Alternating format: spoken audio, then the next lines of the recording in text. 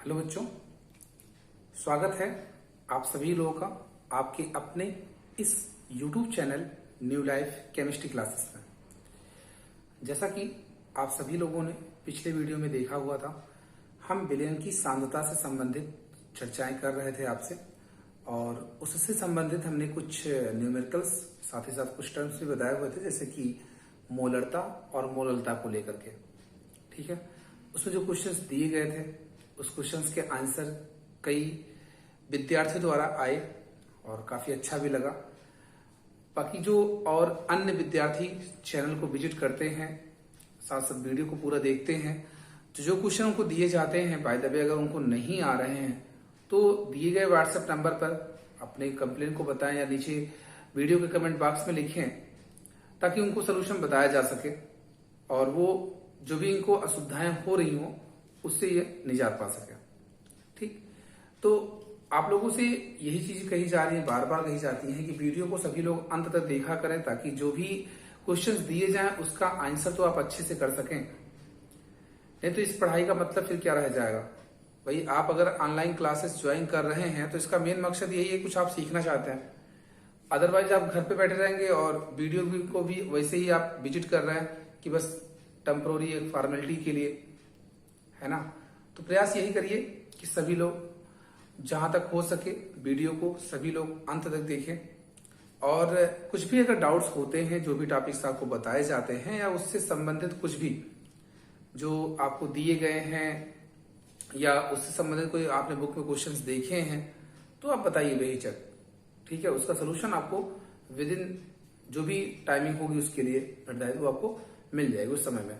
ठीक है, तो आज के इस वीडियो में हम बात करने वाले हैं विलयन की जो सांद्रता की हम बात कर रहे थे आपसे, उससे कुछ अदर और मतलब कि उससे रिलेटेड और कौन कौन से टर्म बचे हुए हैं हमारे, उनकी बात आपसे करते हैं। एक हमने आपसे डिस्कस किया हुआ था मोलरता के बारे में, और दूसरी बात की थी हमने आपसे मोललता के बारे में। मोललता जो कि बताया था आपसे कि वो ताप पर निर्भर नहीं करता है, जबकि मोलरता जो होती है वो ताप पर निर्भर करती है। मोलरता का जो मात्रक था वो मोल प्रति लीटर था, जबकि मोललता का जो मात्रक था वो मोल प्रति किलोग्राम था। ठीक है, परिभाषाएं दोनों की सबको पता ही है कि 1 लीटर आयतन में या विलयन के किसी विलयन के 1 लीटर आयतन में उपस्थित विलय पदार्थ के मोलों की संख्या को उस विलयन की मोलरता कहते हैं। और आपको मोललता में बताया गया था कि 1 किलोग्राम विलायक में, किसमें 1 किलोग्राम विलायक में उपस्थित विलय पदार्थ के मोलों की संख्या को उस विलयन की मोललता कहते हैं। ठीक है ना, जिसको आपने स्मॉल m से प्रदर्शित किया था मोललता को, और उसे कैपिटल M से प्रदर्शित किया था। उसमें आपको बताया था मैंने डेसी मोलर, फिर सेंटीमोलर, मिली मोलर, इसके बाद सेमी मोलर, बाई मोलर। सब में मैंने आपको बताया, जैसे कि सेंटीमोलर की बात की तो हमने आपसे m/100 बोला था, है ना। अगर हमने आपसे सेमी मोलर की बात की तो m/2, बाई मोलर हुआ तो 2m। ठीक है ना, बात आपको समझ में आ रही होगी। तो ये चीजें आप एक बार अगर जो वीडियो को नहीं देखे हुए हैं तो एक बार फिर से इस वीडियो के डिस्क्रिप्शन बॉक्स में आपको मिल जाएगा उसका लिंक, तो आप उसको विजिट कर सकते हैं। ठीक है, तो चलिए स्टार्ट करते हैं। यहाँ पे आज अगले टॉपिक की चर्चा करते हैं, जो कि उस विलयन की सांद्रता से संबंधित है। आपका है ये आपका टॉपिक आज का मोल प्रभाज। मोस्ट इंपॉर्टेंट है, बोर्ड एग्जाम में भी ये क्वेश्चन पूछे गए हैं, आप पेपर उठा के देख भी सकते हैं। 2019 का पेपर देख लीजिए, 2020 का पेपर देख लीजिए, उसमें ये क्वेश्चन आपको देखने को मिलेंगे। ठीक है, तो ये क्वेश्चन आया कैसे था वहां पे, ये मोल अंश के नाम से आया था।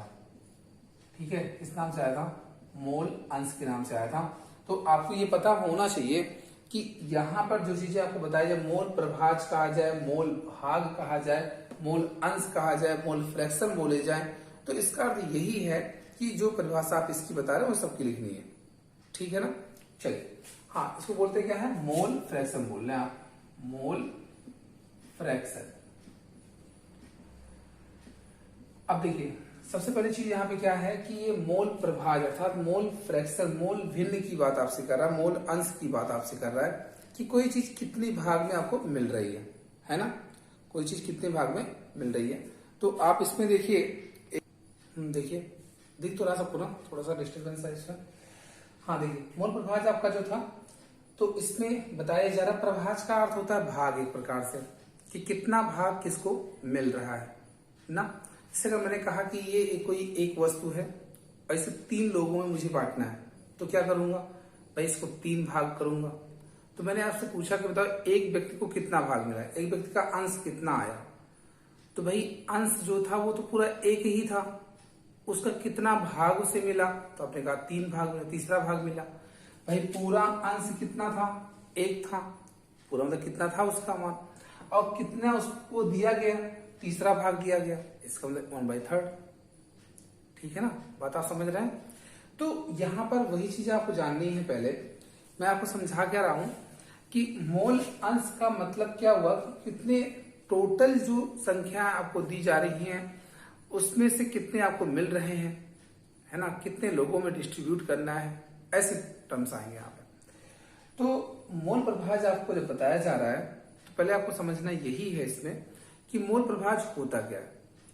देखिए हम यहाँ पे जो विलेन ले रहे हैं विशेषकर वो ऐसे विलेन की बात कर रहे हैं जिसमें प्राय 2 घटक होते हैं, इससे ज्यादा भी हो सकते हैं, प्राय 2 घटक वाले ही विलेन आपको मिलेंगे।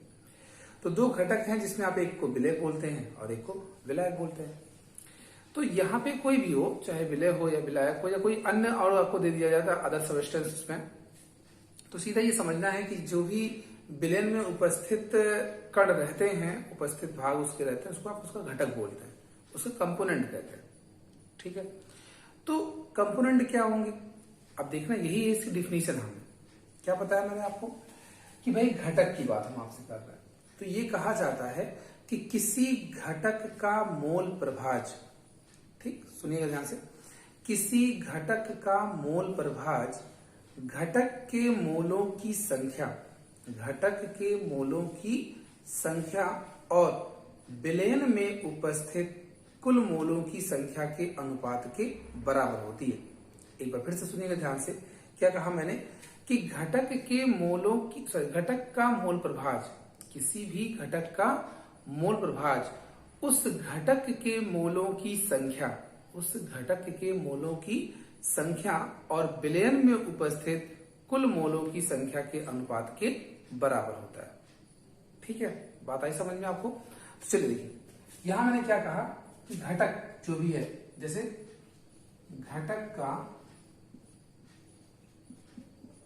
मोल प्रभाज, ठीक है, तो घटक का मोल प्रभाज, देखिए जो मोल प्रभाज होता है आपको इसको चाई से प्रदर्शित करते हैं, किससे, चाई से। तो घटक का मोल प्रभाज बराबर बताया गया घटक के मोलों की संख्या, घटक के मोलों की संख्या बटे विलयन में उपस्थित कुल मोलों की संख्या, कुल मोलों की संख्या। ठीक है, बात आपको कुछ समझ में आ रही है। देखिए मैंने कहा क्या कि घटक का मोल प्रभाज बराबर घटक के मोलों की संख्या बटे विलयन में उपस्थित कुल मोलों की संख्या। भाई इससे विलयन है तो उससे विलय और विलायक तो कंपलसरी है, होंगे। तो भाई विलय के कुछ मोल होंगे, विलायक के कुछ मोल होंगे, जब दोनों को आप ऐड कर देंगे तो टोटल मोलों की संख्या मिल जाएगी आपको। ठीक है, दूसरी चीज घटक के मोल जिसकी बात वो कह देंगे आपसे, विलय का, विलायक का, या जो भी पदार्थ आपको दिया जाएगा। ठीक है, बातें क्लियर हो रही है। आगे सुनिए, आगे आपको इसमें ये जानना है कि जो घटक आपको मैंने बताया, अब किसी भी घटक का विलयन में उपस्थित किसी भी घटक का जो मोल प्रभाज होता है, विलयन में उपस्थित किसी भी घटक का जो मोल प्रभाज होता है, ठीक है, हाँ बताया गया आपको कि विलयन में उपस्थित किसी भी घटक का जो मोल प्रभाज होता है वो सदैव 1 से कम होता है। बात आपको समझ में आ रही है कि विलयन में उपस्थित किसी भी घटक का मोल प्रभाज क्या होता है, सदैव 1 से कम होता है। ठीक है, बात आपको समझ में आ रही है।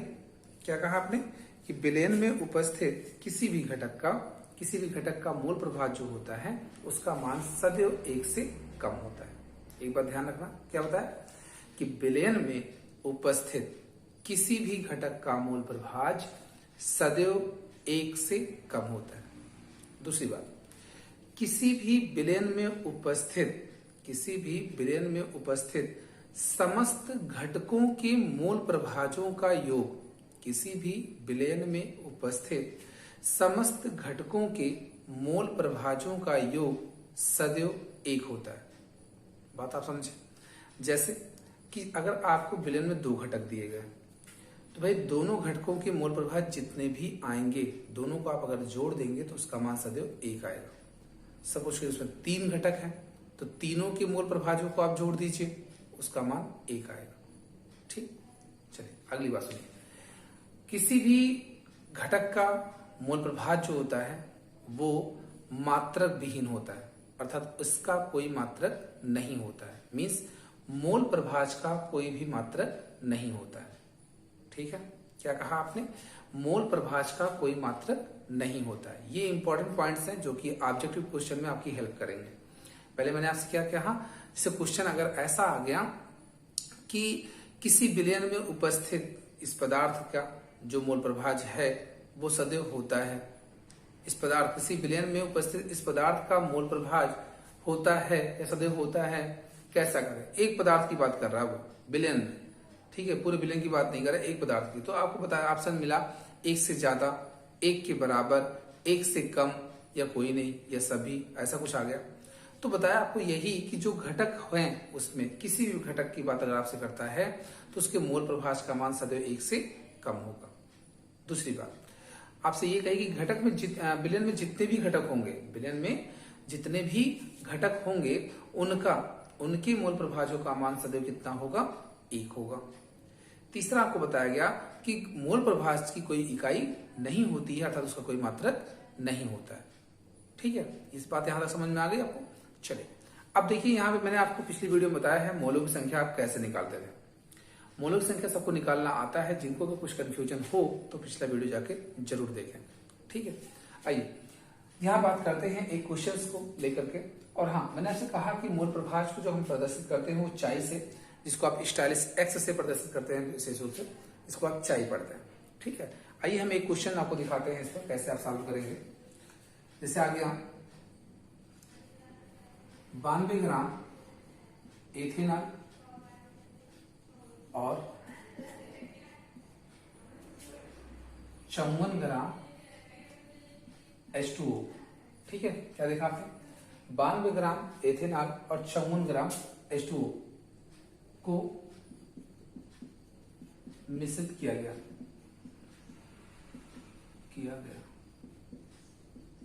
ठीक है, विलयन के प्रत्येक घटकों का मोल प्रभाज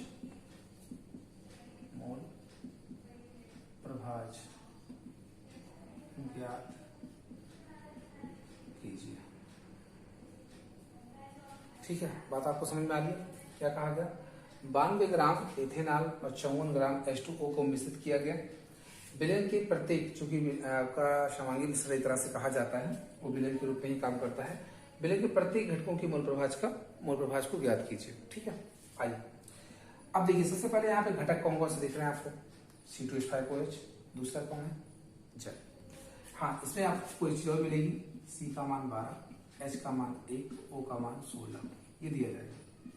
ठीक है, तो सबसे पहले हमें बात क्या करनी है कि हमें मोलों की संख्या पता होनी चाहिए सबकी। आइए देखते हैं।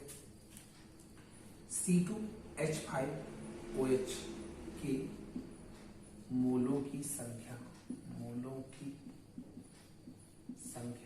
कैसे निकालते हैं बताया था मैंने आपको पिछले वीडियो में। देखिए, मोलों की संख्या जो हम लोग काउंट करते हैं यहाँ पर, वो सबसे पहले आपको बताया गया कि जो भी पदार्थ है, पदार्थ की मात्रा बटे उसका मोल द्रव्यमान। और मोल द्रव्यमान भी आपने बताया था कि किसी भी विलयन में उपस्थित जो पदार्थ हैं उनके समस्त परमाणुओं के परमाणु द्रव्यमानों का योग।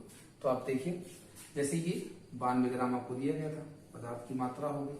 अब इसका मोल द्रव्यमान निकाल लीजिए। थोड़ा देखिए, मैनुअल में कर रहा हूँ। 12 दूना 24, क्योंकि एक कार्बन का 12 है तो 2 है, तो 12 दूना 24 और एक हाइड्रोजन का 5, एक हाइड्रोजन का 1 होता है, 5 हाइड्रोजन है, टोटल मिला के 5, 24 और 5 29। ठीक है, एक यहाँ हाइड्रोजन है 30 और ऑक्सीजन का 16, हो गया कितना? 46। तो आपने इसको डिवाइड कर दिया, 46 गुना 92, 2 मोल आ गए यहाँ पे। ठीक है, कैलकुलेशन देख लीजिएगा। ऐसे ही H2O के मोलों की संख्या, तो भाई इसका कितना है, 54 ग्राम है। अब बात आती है इसका मोल द्रव्यमान कितना है, इसको तो सब लोग जानते भी होंगे। हाइड्रोजन का 1 होता था, तो संख्या हाइड्रोजन की 2 है, तो 2 गुणे 1 2 आ गए, और इसका 16, 16 2 18, तो इसको 18 से आपने डिवाइड कर दिया, तो 18 दिया 54, 3 मोल इसके आ गए। अब बात आती है कुल विलयन में कुल मोल कितने हैं, तो कुल मोल यहाँ पे लिख देते हैं, कुल मोल भाई कितने, 2 धन 3 मिला के 5 आता है। अब अभी कोई ये ना कहे कि सर आपने कहा सबका मान तो 1 से कम आएगा, तो भाई अभी हमने मोल प्रभाव थोड़ा निकाला है, अभी तो मैंने सिर्फ मोलों की संख्या निकाली है।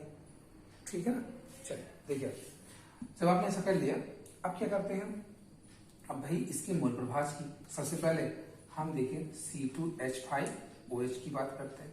मतलब इसका अर्थ क्या हुआ कि C2H5OH का आप मोल प्रभाव ज्ञात कर रहे हैं, तो पहले इसके मोलों की संख्या, भाई जो घटक यहाँ लेंगे उसी मोलों संख्या, देखिए घटक का मोल प्रभाव, तो घटक के मोलों की संख्या आपको यहाँ रखनी है। तो घटक कौन सा है, एथेनॉल, उसके कितने मोल है, 2/5 हो गए, इसको आप ले सकते हैं 0.4। फिर ऐसे ही आप H2O का दिखा सकते हैं, H2O कितने मोल है, 3 और टोटल 5, इसका 0.6। अब आप चेक करो एक चीज कि दोनों को अगर आप ऐड करोगे तो मान कितना है, 1 ही तो आएगा। ठीक है ना, तो बात समझ में आ रही है। ये तरीका आपको इसलिए ध्यान रखना है क्योंकि ये एक प्रकार से आपके सही उत्तर की जांच भी आपको करवा देगा और आप इसको समझ भी जाएंगे अच्छे से।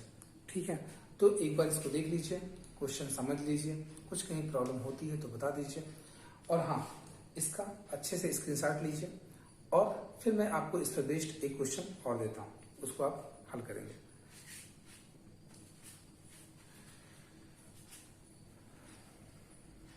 हटा दें इसको, सब लोग देख ही चुके हैं। ठीक है, जिसको मान थोड़ा सा फास्ट लगता हो वीडियो को पॉज करके देखा करें आगे।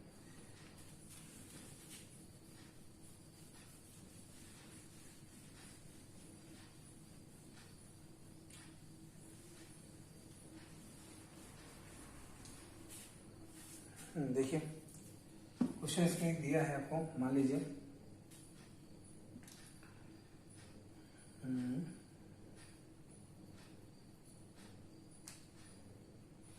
0.9 ग्राम ग्लूकोज, 0.9 ग्राम ग्लूकोज को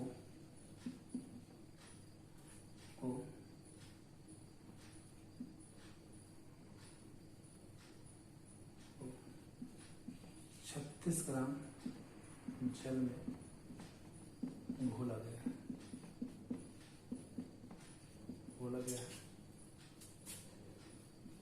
विलयन के प्रत्येक घटक का मोल प्रभाव ज्ञात करें।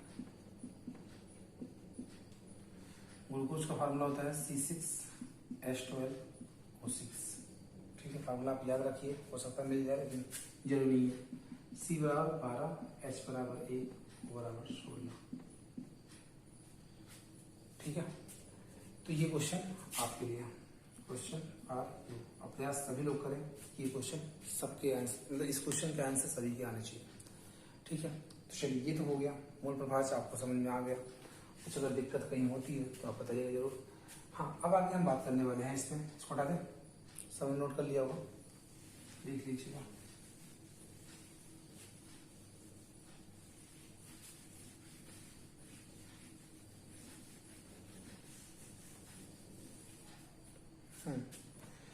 तो अब इसका जो अगला टॉपिक है वो है नॉर्मलता को लेकर के।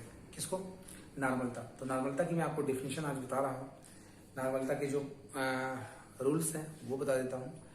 इस पे न्यूमेरिकल्स मैं आपको एक देता हूँ खुद से, और उससे आप स्वयं सॉल्व करेंगे, क्योंकि मैं इस पर बेस्ड कोई भी न्यूमेरिकल्स नहीं बताऊंगा, क्योंकि इसका टोटल जो रिलेशन है वो मोलरता से है।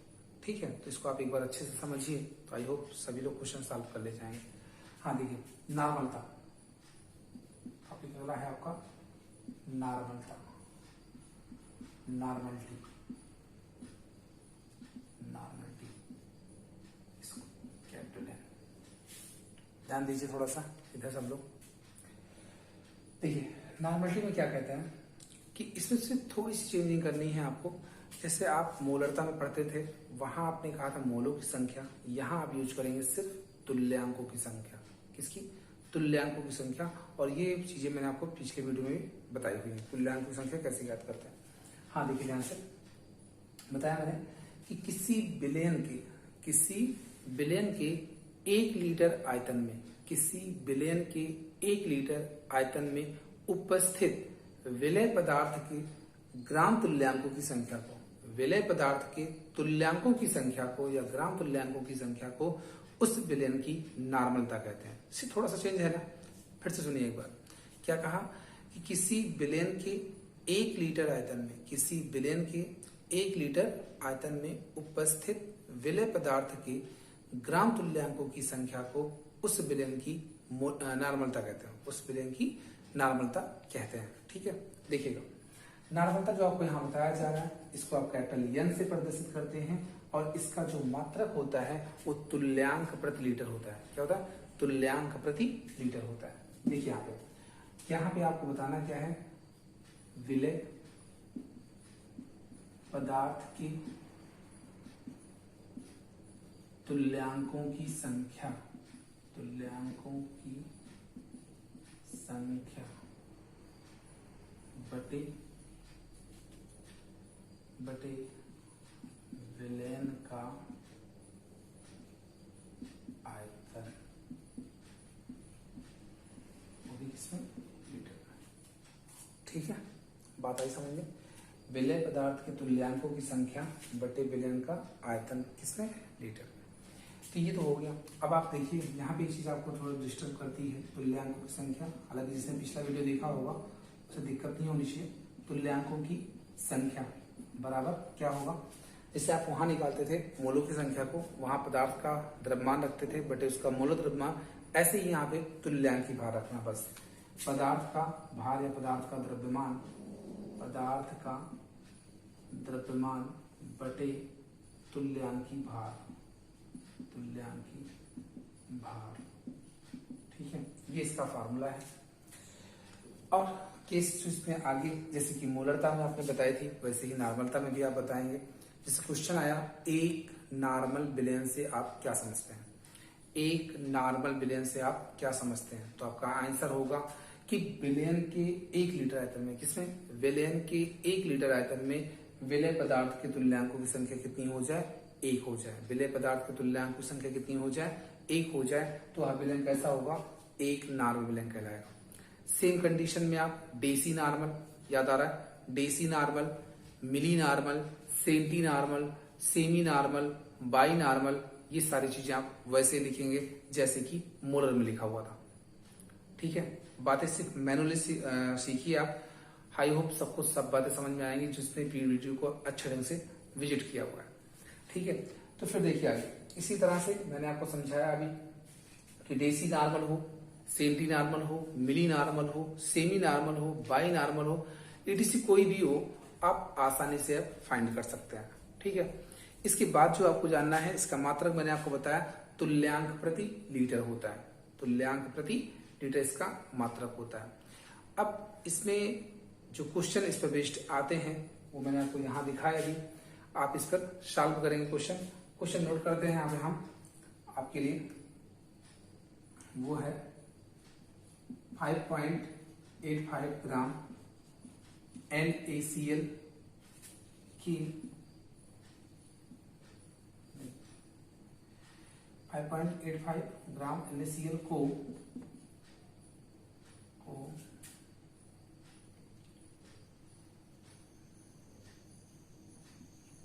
750 ml जल में घोला जाता है, घोला जाता है।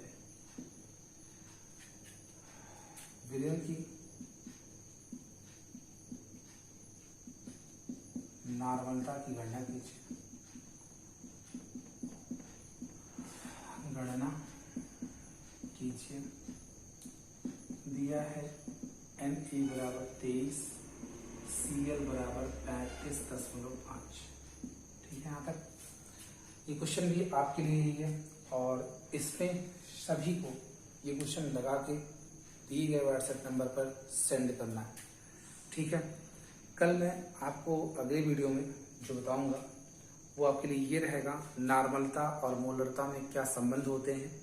जिस तरह से आपने वहां पर एक समीकरण आपने देखा था तमता समीकरण, वैसे ही आप नॉर्मलता के लिए भी देख सकते हैं। वहाँ M1 V1 equal to M2 V2 आपने बताया हुआ था, सेम वैसे हम बताएंगे N1 V1 equal to N2 V2 के लिए। ठीक है, तो आपके लिए ये क्वेश्चन है आज, और ये क्वेश्चन सभी लोग प्रयास कीजिएगा, नहीं आएगा मैं आपको बताऊंगा जरूर। और आज के लिए तो हम बस इसमें इतना ही रखते हैं। कल की वीडियो में हम आपको बताएंगे नॉर्मलता और मोलरता में क्या संबंध है। अगर ये चीज़ें आप अच्छे से समझ गए होंगे तो संबंध भी आप अच्छे से निकाल सकते हैं। तो आप सभी लोगों से यही एक अपील की जाती है कि वीडियो को आप सभी लोग अंत तक जरूर देखा करें, जितना अधिक से अधिक हो सके इसे शेयर किया करें, और साथ ही साथ वीडियो को लाइक करने का जो टारगेट पिछले वीडियो में मैंने रखा हुआ था वो 50 लोगों का था, जिसमें से अभी तक मुश्किल से वो टारगेट भी कंप्लीट नहीं हुआ।